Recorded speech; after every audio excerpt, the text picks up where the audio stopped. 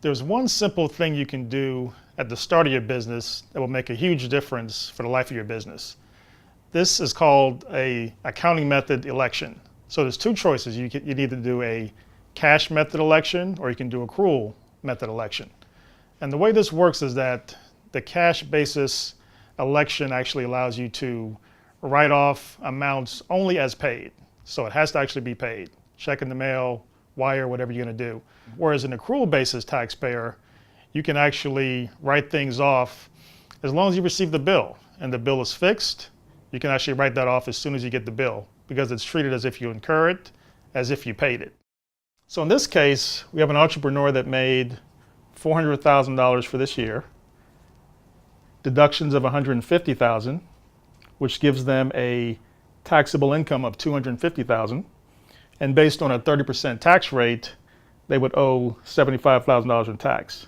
This business owner actually had to pay the entire amount of the $150,000 to get that write-off because he's cash basis. If that same entrepreneur was a accrual basis taxpayer, and let's say that they had $40,000 of invoices they received toward the end of the year, but they didn't have the cash flow to actually pay it, they could still get the write-off for the $40,000 being an accrual basis taxpayer. These invoices would add to the existing deductions of $150,000, and they would actually now have $190,000 of write-offs. Now, the only difference in this case is that they made this election.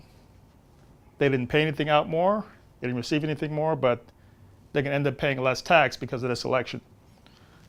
So in this case, their taxable income is now $210,000, much less than $250,000.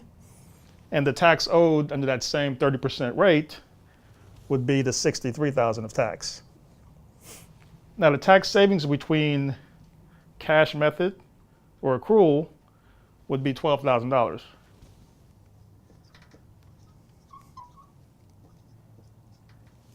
Which is a significant amount, especially if there's no added out-of-pocket cost to get the write-off.